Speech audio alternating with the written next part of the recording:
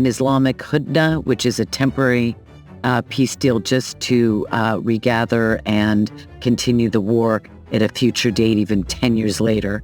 What about the Palestinianists around the world?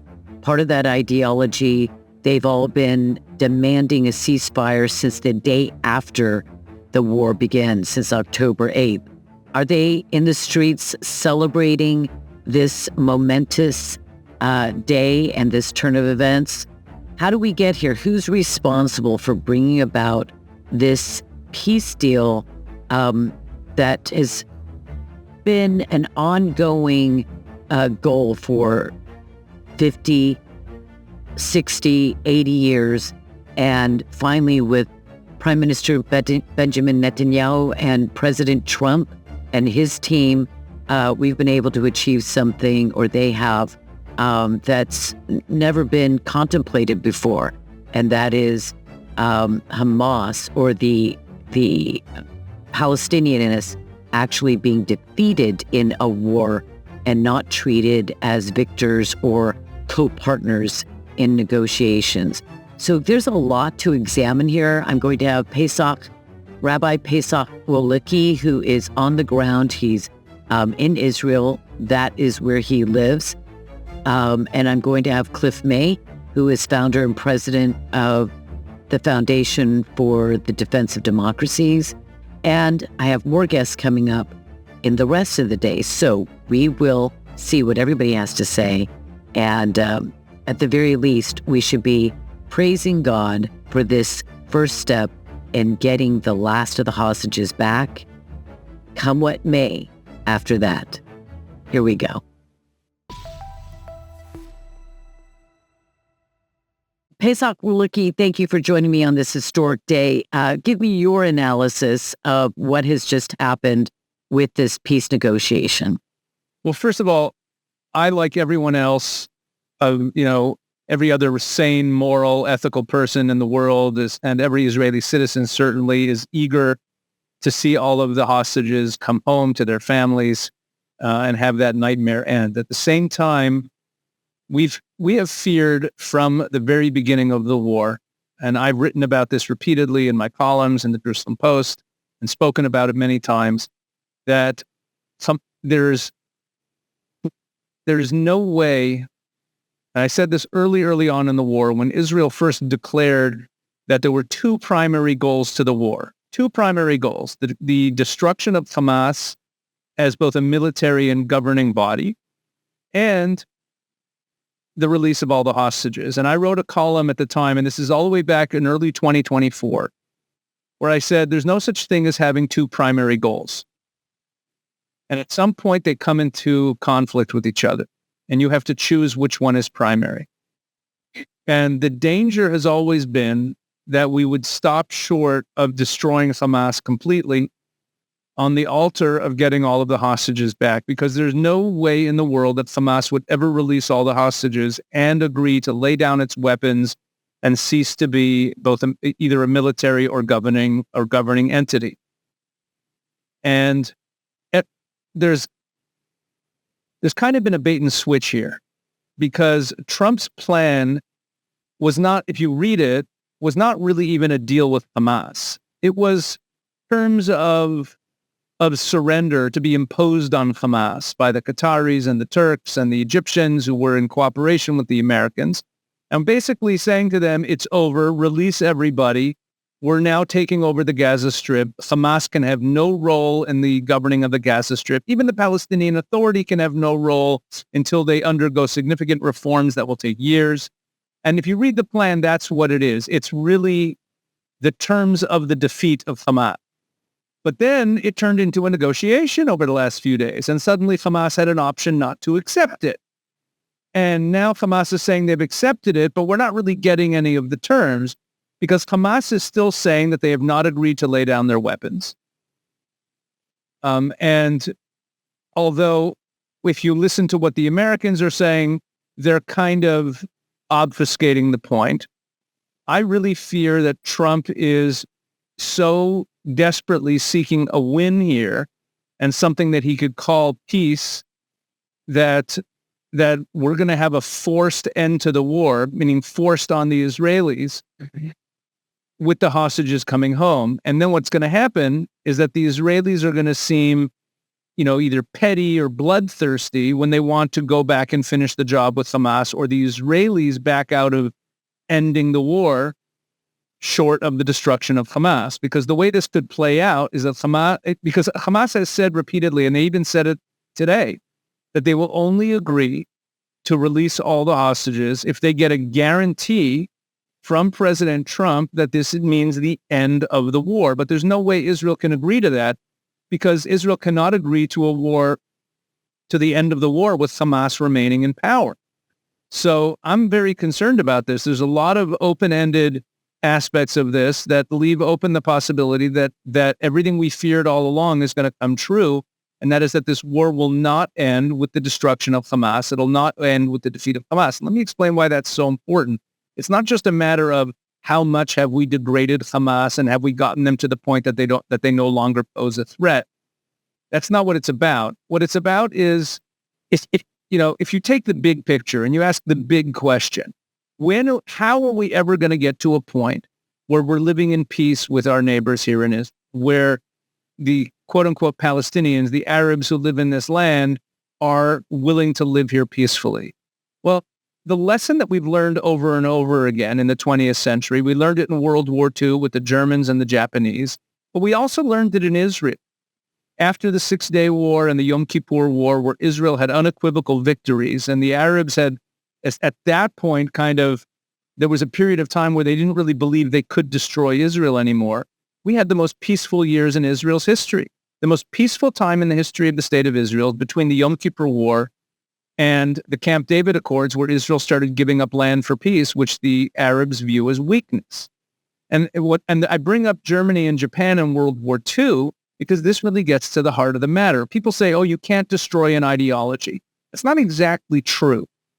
You can, but here's the part that 21st century or late 20th century post World War II Westerners don't like to face the fact that the only way to destroy an evil ideology is to actually bring it to its knees, to actually deliver it an unequivocal defeat, so that the people who have been taken in by this indoctrination, that's when they start to question their leaders. And that's when they start to question, why did the German people who were so taken in by Hitler's Nazism, and why did the genocidal people in Imperial Japan, why did those two societies so quickly drop those evil ideologies? Well, they did so because they were unequivocally defeated. There was absolute surrender. They were brought to their knees. They had to be brought to their knees. Surrender. And there's a long-term danger here.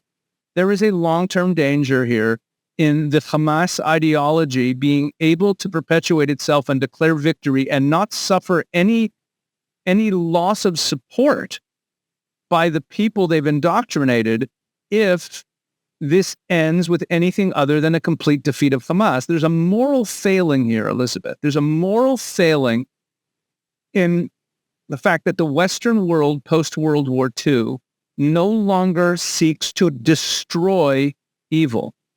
Every war that the West has engaged in since World War II has ended with a kind of negotiated settlement where the evil actors remain in power. And this is a moral failing. We view it as a kind of, we're looking for peace, and we equate ceasefires with peace. I 100%. Let me I'm add concerned something about this here, though. deep, bottom line. I'm 100% with you on this radical, unbiblical ideology of not taking on evil and utterly destroying it, crushing it, like God always does in the scriptures, and advocates for. You must not compromise with evil, especially this kind of evil, a violent evil. Well, I guess all evils.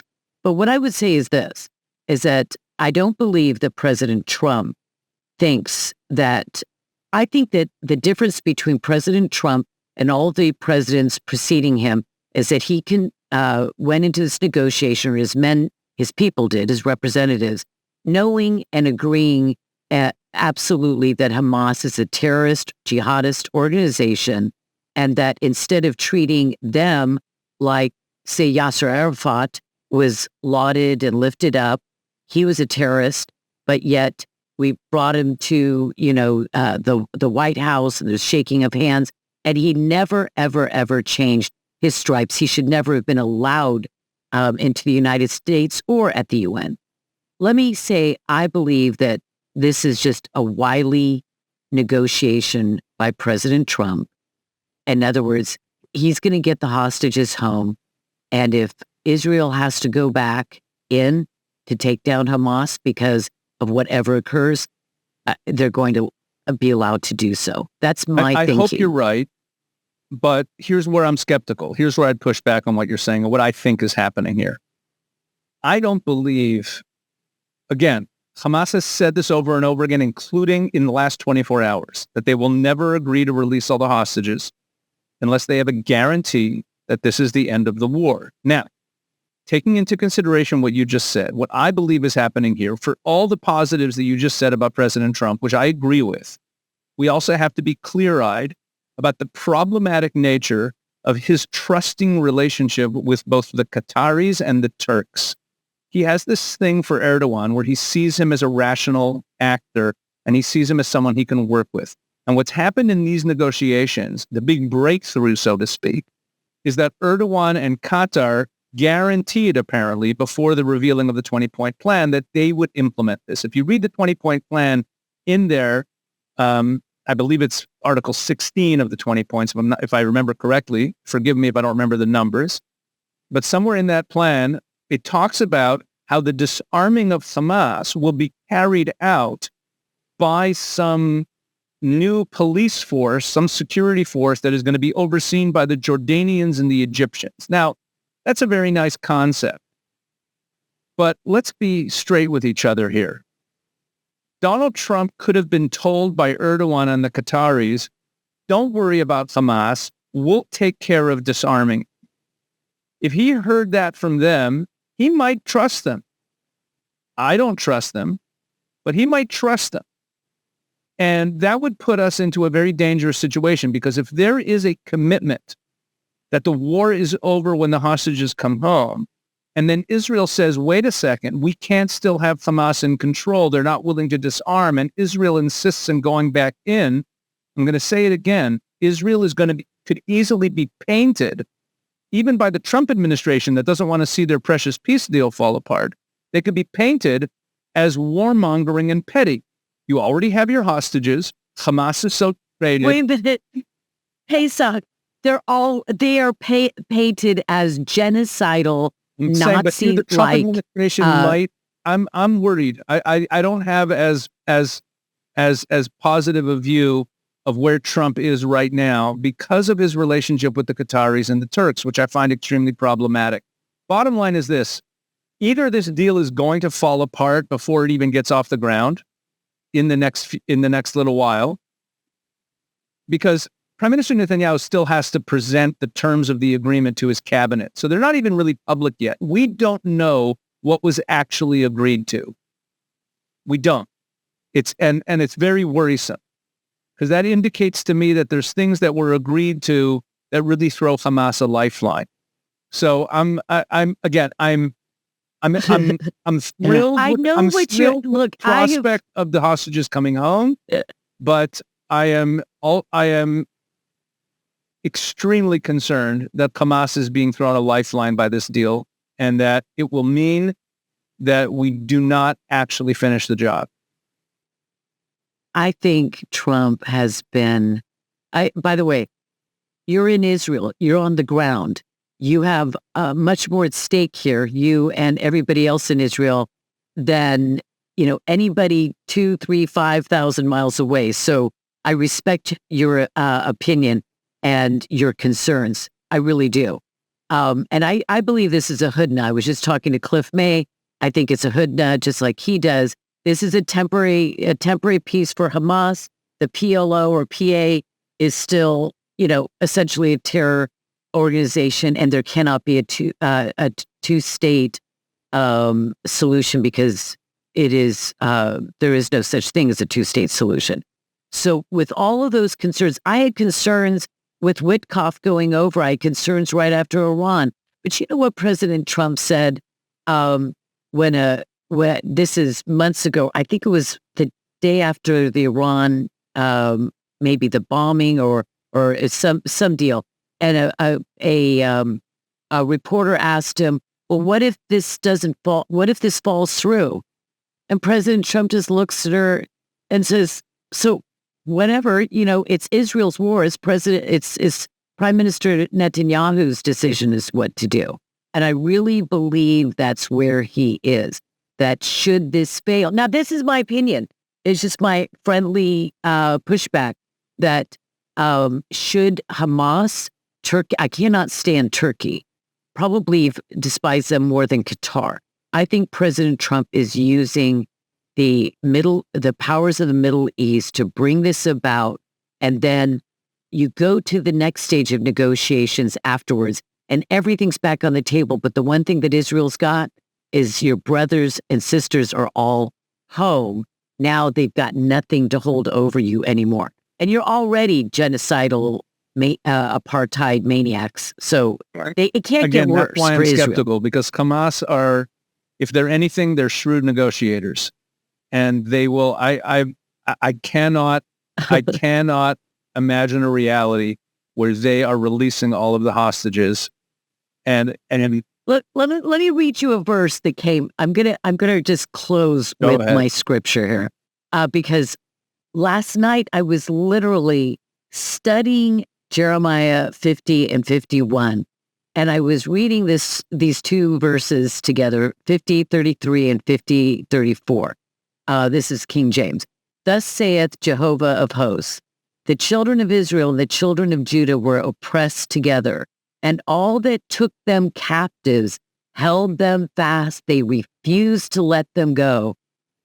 Verse 34, their Redeemer is strong. Jehovah of hosts is his name, and he shall thoroughly plead, which is really a word for contend, for their cause, that they may give rest to the land. And then it goes on to say, and disquiet the inhabitants of Babylon. I believe that the Lord is at work here, and that he's going to bring this to a perfect end. These captives coming home means that Israel has a green light if they have to go back in. That's me. Hope so. Now I'm going to pray that you're a little more optimistic or hope. Thank you. Can I just share a scripture with you then? Once we've shared scripture? I want you to share a scripture with me. I insist. There's Psalm 83 is actually recited at the funeral of every soldier who falls in combat. It's not a mournful psalm. It's a psalm about war. It's really a kind of theology of war. It's a prayer to God to help defeat our enemies, and there's a lot in it. And it actually has a lot of resonance to this exact war. But I want to bring your focus to the last few verses of the psalm. 3 times in the last few verses, it calls on God to bring shame upon our enemies. I don't have the verse in front of me right now. It uses a couple different words for shame.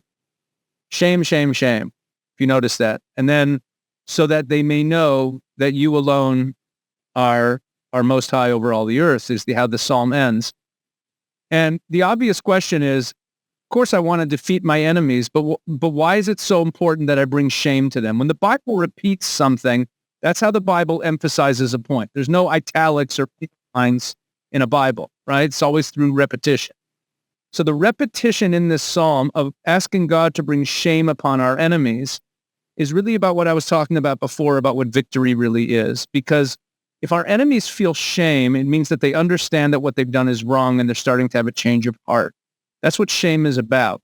You only feel shame if you know you've acted incorrectly. Those jihadist barbarians who themselves recorded the rapes and murders that they committed on October 7th did not feel any shame. They were proud of it. In order for them to feel shame, they need to be brought to their knees, and they need to have a change of heart. And that only comes through total victory.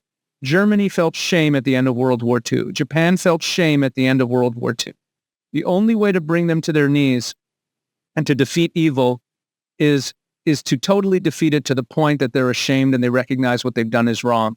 And that's what I pray for. Okay, I'm going to do one more biblical pushback because I love this psalm, by the way. Think of it as humiliation. We know that in the Western Bank, the PA, Palestinian Authority, that they are more for this war continuing than they've ever been for, at least before this deal is being cut right now.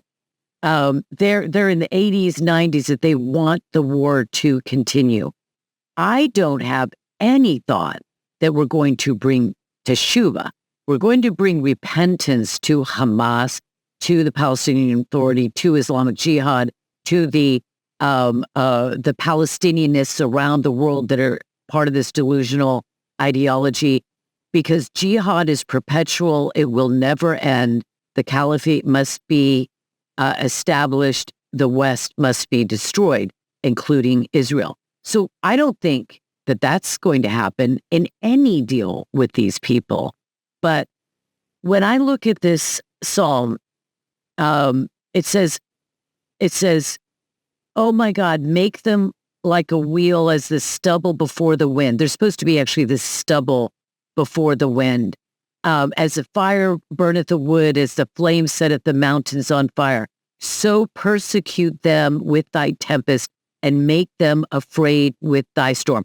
They are fearful right now because Hamas would rather continue, but they know they will be destroyed because that would happen if they don't come to an agreement with this. All of those left in the tunnels, which there are many, fill their faces with shame that they may seek thy name, O Lord. Well, that's what the Lord would always want. The Lord always wants correction to lead to repentance and to know him. Let them be confounded and troubled forever. But by the way, he doesn't assume that they're going to do that here. Let them be confounded and troubled forever. Yea, let them be put to shame and perish. That other men may know that thou, whose name alone is Jehovah, art the most high over all the earth. This brings glory so much to God. And I think it brings them to humiliation because they really believe that there would be a victory. They wanted the destruction. They wanted the death, but I don't believe that they are rejoicing, that they feel that they've got the upper hand. They will be crushed in this. They're rejoicing in Gaza today. I've seen footage of it. They view this as victory. Oh, the kids are singing Hudna, Hudna, Hudna, Hudna. As long as Hamas remains as a functioning entity and has their weapons, and they say that they're not going to put them down, even though everyone's saying that they're going to be disarmed, and Trump says they're going to be disarmed, who's going to disarm them? Who's going to go in and take their weapons away? I'm going to give you final word. I'm going to throw this one out at you. I appreciate your positivity, Elizabeth. I have to say, I appreciate your optimism. Look, but I have serious concern. No, you kind of got me wrong a little bit, because the moment I heard this morning, peace deal, and I said, oh, peace deal, really? There will be no peace. As the prophet, I think it was Jeremiah, said. They say peace, there is no peace. That's Jeremiah. Exactly. So, no, we know that there's no peace with Islam. There's no peace with the Quran. There's no peace with the Hadith, with Muhammad, all of his followers. There is no peace there ever. But getting those hostages back, the only reason Israel was unable to go in and do the work they really needed to do 2 years ago, 1 year ago, 6 months ago, is because of those hostages' lives, those souls that are left in Gaza. So what I'm going to say to you is this. I believe that this is just the first step in a process. If those hostages come home, Israel can always go back in. You're saying even if Trump gets up in public and declares that a commitment was made that the war is over, he might do that. That's what Hamas is demanding in order to release the hostages. That's what they say. It's not being reported in Western media. Elizabeth, it's not being reported in Western media. There's a new war. There can be a new war if necessary. I appreciate your interpretation. I'm just saying to you, we have a bumpy road ahead is what I'm saying. I think we need to be on our knees, reading through our Psalms, reading through our prophets, Well, 100%. and we need to be calling on the name of the Lord, who is worthy to be praised, because I don't care if this war ends.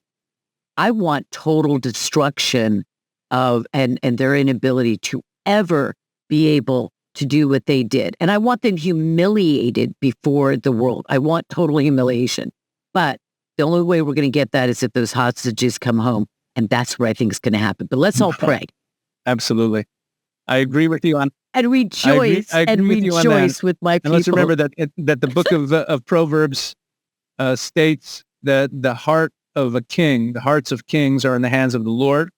And that means that it comes to these big decisions that are being made. It's not about those people. It's about our prayers, and what ends up getting decided is really a barometer of our standing before the Lord more than anything else. So we have to pray. Absolutely. The Lord will do his will. No door that he shuts can be open. No door that he opens can be closed. God bless you. Let's pray. I'm going to keep you all in my prayers. Of course, praying for the peace of Jerusalem. All right. God bless you, honey. Bye-bye.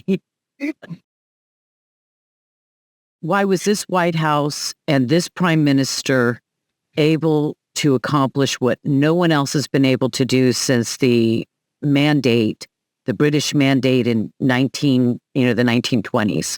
Two reasons. One is Trump knew that in order for this to work, he had to have with him a lot of Arab and Muslim states. And he twisted their arm. He did whatever he needed to do so that he had behind him not just Egypt, not just Jordan, but Turkey and Qatar. Why are those important? Those have been for years huge supporters of Hamas.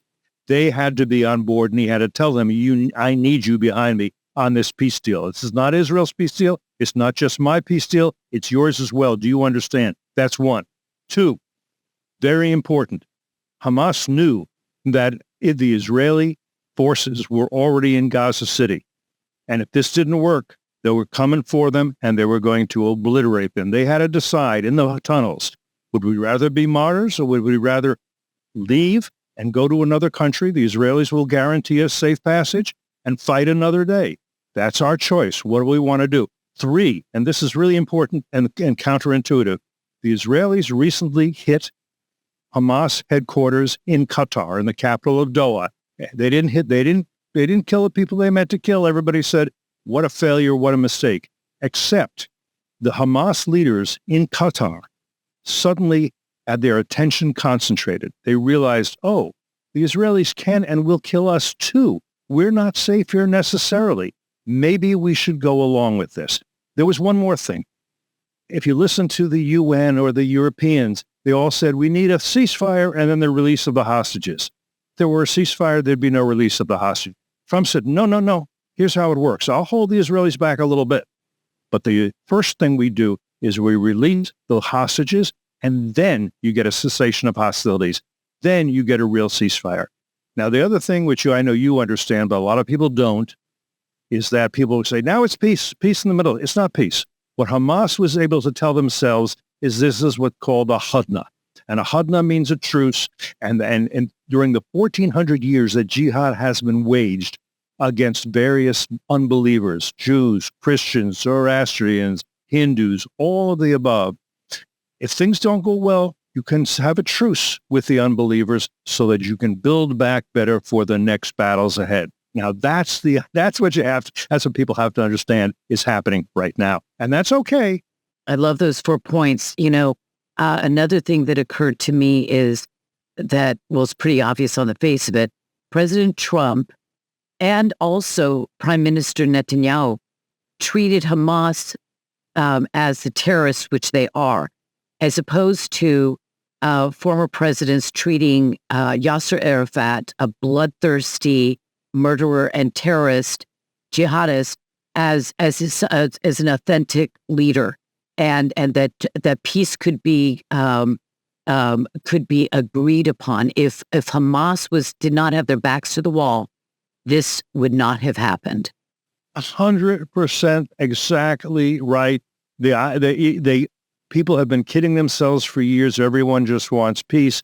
When the Israelis left Gaza, withdrew entirely in 2005, every soldier, every farmer, every synagogue, every cemetery, the belief was, let's test the proposition that there's a land for peace deal, that if we just get the Jews, the Israelis out of the hair of the Palestinians in Gaza, everything will go. They left, and all Hamas did was prepare for this war over the years ahead, getting huge amounts of money from the international donor community, getting all kinds of aid from the UN, which took orders from Hamas. All that was true. And similarly, the idea of a two-state solution. Again, what we're talking about is that Hamas doesn't want a two-state solution. Hamas wants an emirate that will be part of the coming caliphate. They'll take a two-state solution because a state can be a good platform from which to prepare for a war, just as Gaza was. Keep in mind, after the Israelis left Gaza, all that needed to happen was for Gaza to find a way to live in peace with Israel. And the Israelis encouraged that. They sent in food. They sent in fuel. They provided electricity. They provided water. They gave jobs to thousands of Gazans every day in Israel at high pay. All of that in the hope that they'd say, you know what, now we've got something to lose. We don't want a war. No. If you're Yahya Sinwar, who was the head of Hamas at the start of this war and the architect of this war, no, you say, all that's fine, but I have a goal. My goal is to wage jihad against Israel, against America, against the West, until we establish Sharia law, Islamic law, everywhere on earth. Also, another word people should know is Waqf, W-A-Q-F. It is the belief that any land ever or territory ever conquered by Islamic armies becomes an endowment, that's what Waqf means, from Allah to the Muslims, and that you have a religious obligation to reclaim that land. It means certainly Palestine. That name was given by the Romans to the Jewish land. It means Spain. Parts of France. Yeah, it means every. And again, even those lands that haven't been conquered, eventually other lands must be conquered, because you do not have peaceful coexistence eternally with the infidels, with the unbelievers, with the heretic, with the apostates. You just can't do it. What about Rashida Tlaib and all of those who've been demanding millions and millions of people have been for 2 years in the streets in massive demonstrations demanding a ceasefire now? Are they going to have a ticker tape parade through New York City? Are they all rejoicing as we rejoice? If they do, I'm bringing you along, and we'll have dinner afterwards at the restaurant of your choice. Okay. No, they're not doing any of that. And by the way, they've been saying, it's a genocide taking place. But here was a deal that Trump put on the table to end the genocide today. And they didn't say, okay, well, great, let's what they said was, let's continue the genocide as long as necessary. No, the genocide is over. Israel has been defeated. They never took up any word in their mouth to rejoice over the cessation of the genocide. No, Rashid Tlaib and Imar and Ilhan Omar, they are pro-Hamas. They are not pro-Palestinian. They want Hamas to win. They want Israel to die. That's what they're saying to Israel. Drop. Absolutely. Yeah. I haven't even had time to go in and search through all of the accounts that have been spewing hatred for 2 years or as long as they've been online. I cannot wait to bathe myself in a little bit of that and see what they have to say. This is an unqualified success on one level. To Prime Minister Netanyahu, I would say that all those who, the pressure that he has been under for 2 years, it would break most Israeli prime ministers in the past and many, many, many great men. But he stood firm. And now I don't know where the slanderers are going to go, but I think it's only Trump's realistic, his desire for a deal and for peace and for blood to stop being shed. That's a truly a heartfelt thing for him. And he's strong and he's powerful and he's going to use that power. And he treated Hamas like the terrorists they are.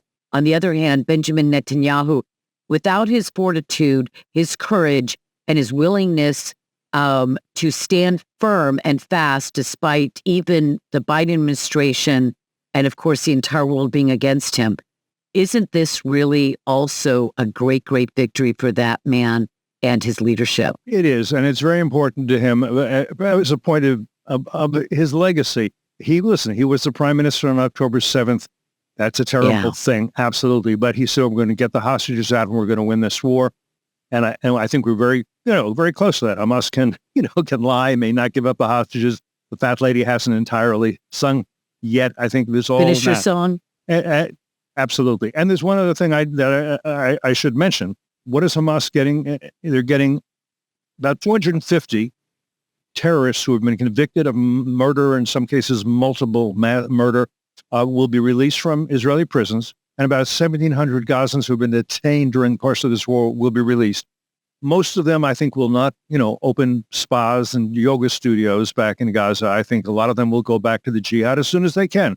And don't forget, Yahya Sinwar, who was the architect of all of this, he was released years ago when the Israelis released 1,000 prisoners in exchange for one single soldier. They were proud of that, but it showed their vulnerability. Taking hostages is asymmetric warfare, because if the Israelis said, okay, we have 1,700 Gazans that we've detained since the war began, we're going to starve them to death, we're going to kill them. They couldn't do, first of all, they wouldn't do it, they wouldn't think to do that. But Hamas does that, and do you hear Elon Omar? You get a pass. Nobody give them a pass, so they're taking hostages. What do we care?